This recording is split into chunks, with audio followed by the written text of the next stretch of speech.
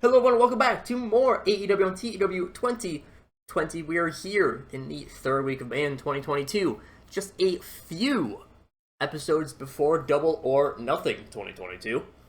We start off with a semifinal match in the US title tournament as Cody Rhodes defeats Hiromu Takahashi. And actually does underscore, but oh well, Cody picks up the win. That is fine. Now just another pre-recorded segment of MJF versus Rami and Kevin Play, this time with the contest to model how good they all look with the AEW World title. And they're only allowed to use existing pictures, and before the contest game began, Kevin and Rami are like, hey, you're the only person who's had the championship because we haven't been in the company that long, so this is clearly rigged in your favor, and that's what you're trying to get at. Rami says, hey, all of these have been, these last two contests have been completely rigged, and all these contests don't mean anything about us as wrestlers, so let's just take care of things in the ring. So, how about you and one of your VIPs, doesn't really matter who, it could be Griffin, Chris Bay, any member of the North, just take on me and Kevin at Double or Nothing, and then they just leave. They don't even go through the contest. MJF's probably like, well, that's a point for me. Still looks pissed off, though, because they're challenging him on his authority, on his greatness. Weird to say that an 82 is disappointing, but because I've seen a few, 85s, 87s, yeah. Priscilla Kelly then defeats Queen Lupa. Afterwards, AJ Styles gets into the ring after the impressive win. He says, it seems like there's a bit of a bug going around. There's people underestimating the Bullet Club time and time again. Mayu Iwatani wants to say that Priscilla Kelly is only potential, only untapped potential.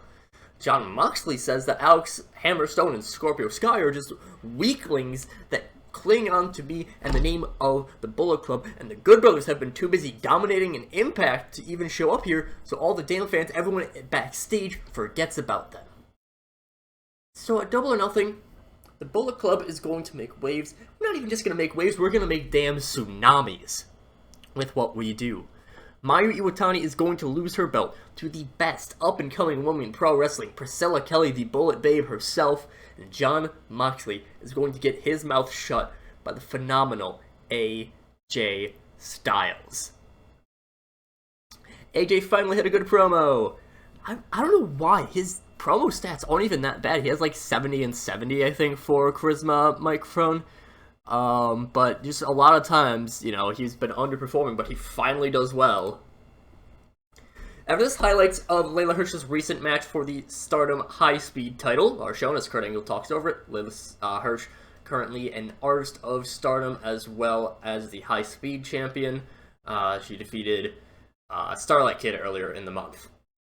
Kurt Angle says, Layla Hirsch, she is not the tallest fighter. That's something that's true. It's damn true, but size isn't everything. Layla Hirsch is a champion. She's running their show in the best Joshi promotion in the world, holding two titles, holding a title that Io Shirai and Mayu Iwatani got their careers started off with. Paige Van Zandt, you are an MMA fighter. You were a top-ranked fighter at one point, but you haven't won a championship yet, and more importantly, you haven't even wrestled a pro wrestling match before. Layla Hirsch has that legitimate background. She is an amateur wrestler and a pro wrestler, and she's been training with me in both of those for over a year now. So it's time to see that all of that training has paid off. So far, I'm liking the show ratings. Cheetah defeats Anna Jay, TBS title turn. After this, Brodie Lee comes to the ring, walks up to Anna Jay and Ty Conti, yells at them for being useless, says he's going to purge AEW in fire. He's going to build up the Dark Order from scratch in his own image for his own desires without people useless like Anna Jay and Ty Conti. I'm pretty much going to hit a reset on the Dark Order, possibly even get rid of them. I never was really too much of a fan of... Uno is probably Uno and Brodie I was a fan of. I really don't like John Silver. This version of the Dark Order just isn't as good because Brodie is still alive, so they haven't gone and started helping out Adam Page.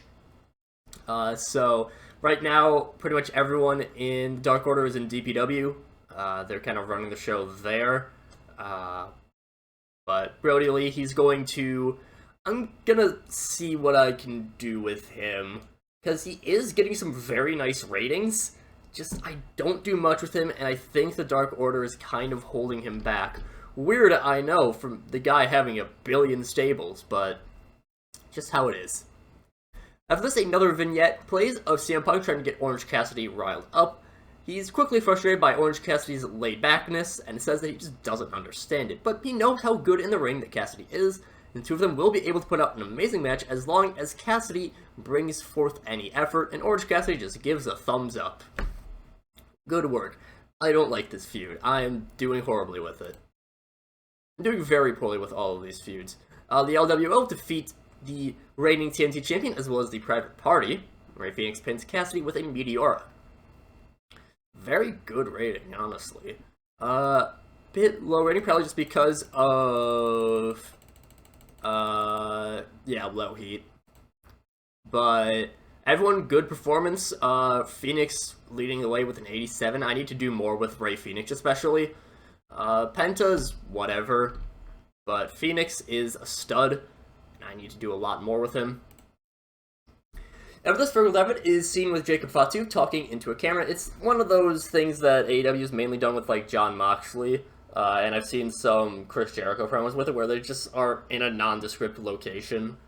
They're just talking to the camera. Devitt says, "You'll fight me when you're ready, Shinsuke." Well, when's that going to be? You've never been someone that's sat and waited to be ready. You're never someone that's gone and taken that initiative. You've been someone that's sat back and let things pass you by in recent years. But now, this is AEW. This isn't somewhere where you can just sit back and relax. This is the time that we have to get things going. Time that we move along to a better match. Time that you show yourself and show the world why you were, once upon a time, even if you aren't anymore, once you were best in the world, but now you're a lazy son of a bitch that doesn't even want to fight me. Good promo by Devitt. Roxy now she picks up a bit of a surprise win over Chris Statlander.